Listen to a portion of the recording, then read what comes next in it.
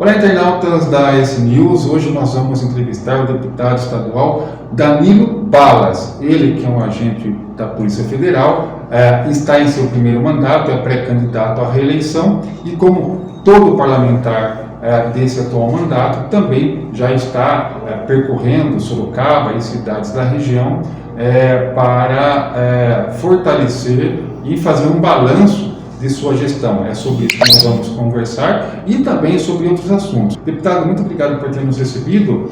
Olá, primeiro eu agradeço a todos vocês que nos acompanham pelo S News. Obrigado, Reinaldo, mais uma vez.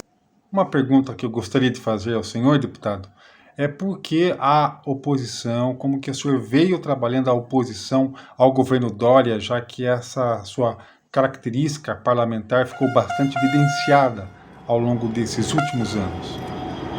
O fato também de nós termos nos colocado na oposição, Reinaldo, é o fato de o governador de São Paulo, João Agripino Dória Júnior, se colocar como um traidor. E ele traiu sim, traiu a Polícia de São Paulo, traiu os servidores da saúde, traiu os servidores da educação, é um dos piores salários do Brasil também, o professor aqui e os agentes de organização escolar que dão todo o suporte nas escolas estaduais. Ele traiu Bruno Covas, falecido Bruno Covas, quando ele flertou ali com a Joyce Hasselmann para o governo do município de São Paulo. Ele traiu o Geraldo Alckmin, que foi o seu padrinho político, e ele traiu o presidente Bolsonaro, quando usurpou do nome na campanha, falou que era o Bolsodória, se elegeu, e depois de 60 dias, 90 dias, não lembro direito, ele já estava falando mal do presidente da República. Então, não é digno da minha confiança e nem do meu respeito esse ex-governador João Dória. Agora, deputado, como que as emendas parlamentares destinadas para Sorocaba e a região, que leitura o senhor faz da importância delas e algumas que o senhor destacaria como fundamentais nesse processo? Vamos lá, antes de destacar as emendas que foram destinadas, eu acho que é importante que o público saiba de como são distribuídas essas emendas parlamentares. Em tese, todos os deputados estaduais têm o mesmo valor de emendas impositivas que o governador deve pagar de acordo com a indicação do deputado estadual. Por quê? Porque essa emenda, esse valor, ele está previsto na lei orçamentária do ano anterior. Então lá tem um valor de 5 milhões de reais, mais ou menos, para cada deputado estadual. Para você que nos acompanha e para nós, é muito dinheiro, 5 milhões de reais, é muito dinheiro.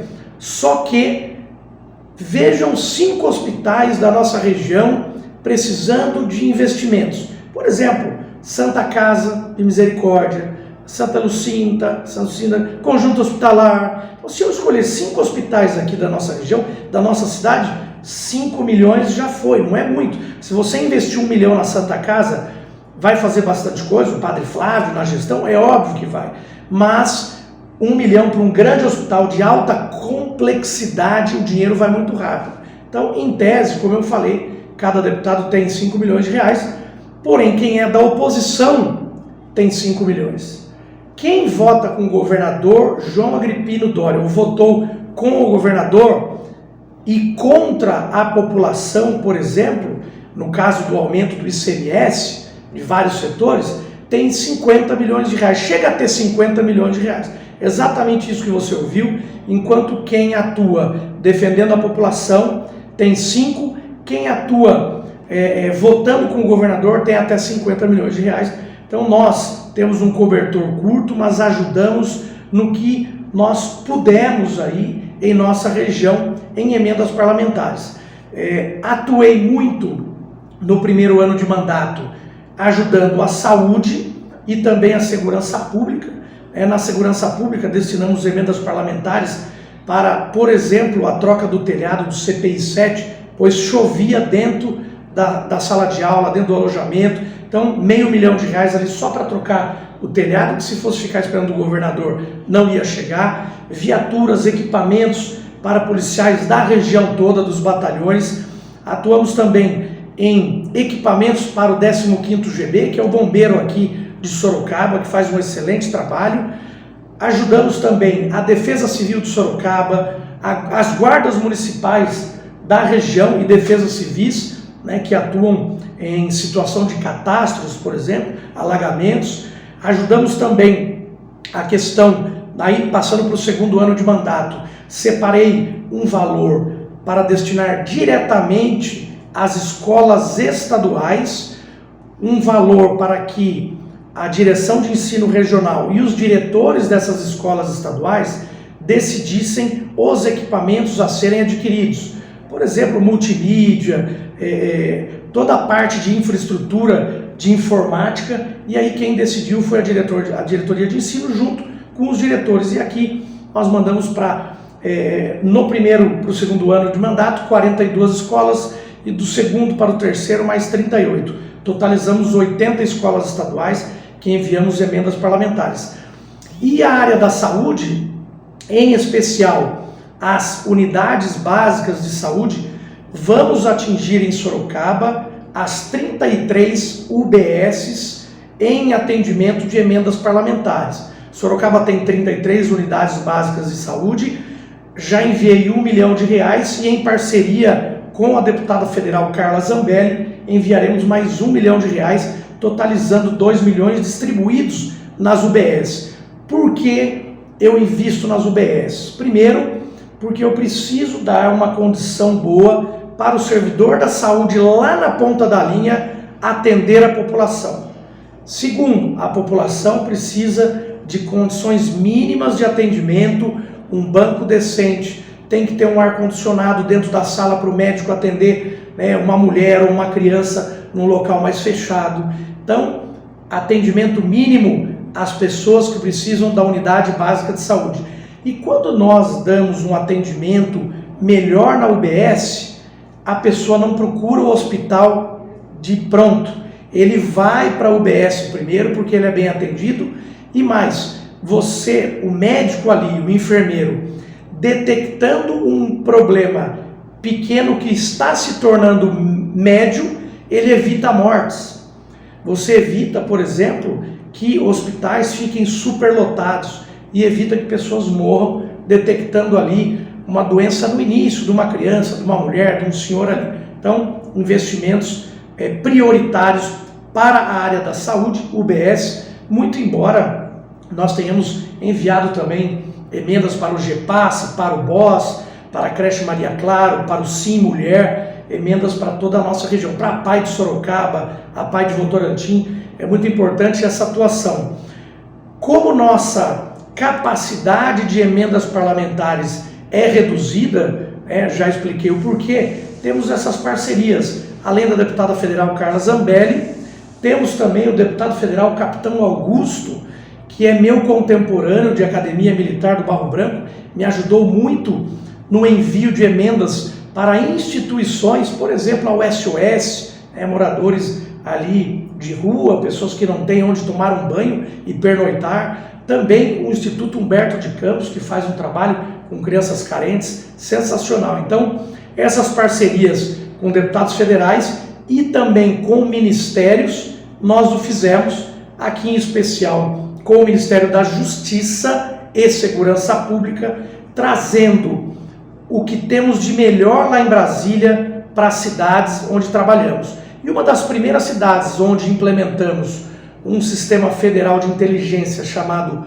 Cortex foi Sorocaba, presença de integrantes do Ministério da Justiça, delegado Braulio, delegado Gerry, Major Fernandes. O prefeito Rodrigo Manga fez uma solenidade de inauguração desse sistema Cortex, que é um sistema de inteligência 100% gratuito do governo federal, já implementado em Sorocaba, graças à nossa ponte e ao nosso trabalho junto ao MJ. Sorocaba tem e vários outros municípios já estamos implementando. Então, parcerias defendendo Sorocaba e região metropolitana.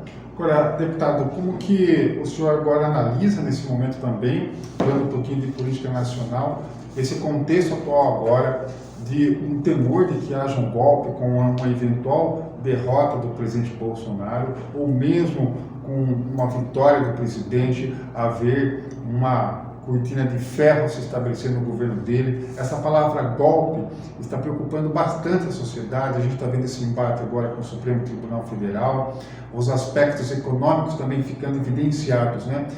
Qual o seu olhar sobre esse momento, esse embate que agora se estabeleceu também com a graça do presidente Bolsonaro ao deputado Daniel Silveira? Vamos lá, a questão de Supremo Tribunal Federal e Presidência da República e outras instituições, né, aí não só quanto à presidência, mas quanto ao Senado Federal e à Câmara dos Deputados também, ela é muito delicada. Nós tivemos agora, como você disse, uma condenação. Eu sou formado em Direito, não atuei por estar sempre na polícia, mas nós temos formação jurídica e, no meu ponto de vista, a pena foi exacerbada, foi muito além do que deveria ter sido feito ali. Talvez um puxão de orelha caberia, uma vez que temos criminosos, um dos maiores da história do nosso país, livre, leve e solto, nós temos alguém que foi condenado, no meu ponto de vista, extrapolando aí 8 anos e 9 meses, inicialmente regime fechado, mas perda de mandato, multa. Nós temos pessoas condenadas aí por roubo, né, quadrilha, que não tem essa pena. Então, eu achei desmedida essa pena. Na mesma linha que o STF pode julgar e dar a pena, o presidente da República lançou mão do instituto aí, do indulto individual, né? Aquele perdão individual que se chama graça, e ele, preenchendo os requisitos, ele pode lançar mão desse indulto individual. Veja que outros presidentes já se posicionaram de forma semelhante em indultos coletivos, aqueles presos que cumpriram parte da pena, que estavam em bom comportamento. Então outros presidentes já se posicionaram na colocação de indultos. E o presidente da República, nesse caso, o indulto individual do deputado Daniel Silveira. Eu acredito que a palavra golpe, Reinaldo, ela é muito forte. Eu não acredito, sinceramente, que isso possa evoluir para um golpe. É óbvio que algumas pessoas ficam com os discursos mais acirrados, um pouco mais nervosos, mas eu acredito que não partiremos para isso. A democracia veio para ficar. Foram muitos anos para a conquista da democracia, a Constituição de 88 brasileira e a de 89 a paulista. Nós temos ali base sólida para o exercício, né, do poder ir e vir nosso, e nós temos esse instituto aí do artigo 5º dos direitos e das garantias individuais. Então, eu acredito que não teremos problemas quanto a golpe nenhum, porque a democracia está aí. No dia 2 de outubro escolheremos quem será o nosso representante, se continuaremos com o presidente Jair Bolsonaro, e acredito de verdade que ele continuará, porque os institutos de pesquisa que eu acredito são aqueles que estão nas ruas. E eu acompanho o presidente da República, acompanho eventos onde o presidente está e ele arrasta multidões. Outras pessoas públicas não conseguem sair nas ruas. Então, isso realmente, eu acredito que no dia 2 de outubro nós vamos sedimentar a reeleição do pré-candidato à presidência, que é o presidente Jair Bolsonaro. É a pessoa que eu vou pedir nas ruas novamente para que seja o nosso presidente por mais um mandato. E nas urnas me falavam, a fraude, não fraude, vai ter, isso não vai ter. Primeiro que eu defendi o voto impresso e auditável. Por que eu defendi? Qual é o medo de termos mais um mecanismo de conferência da democracia? Eu não vejo por quê. Então, o voto impresso e auditável, ele poderia sim, digitamos ali o número XYZ nas urnas, confirma, e aí você sai, igual sai o cartãozinho de crédito, por exemplo, sai ali, você confere realmente, você votou na pessoa que você digitou, sem problema nenhum. Agora, falar que há fraude, está tudo fraudado, eu não estaria eleito, se eu desconfiasse 1000% aí Esse é da... o maior exemplo que sempre tivemos uma eleição tranquila, né? Nunca teve uma fraude eleitoral envolvendo as urnas eletrônicas. Eu acredito que você tem algum problema de, a gente fala dar pau na urna lá, quebrar a urna ou apagar, ela é substituída, desculpe o termo chulo, mas você quebra a urna, ela é substituída, tá? Eu acredito sim que deveríamos ter o voto impresso e auditável para tirar qualquer tipo de dúvida, né, que pairasse aí nas eleições.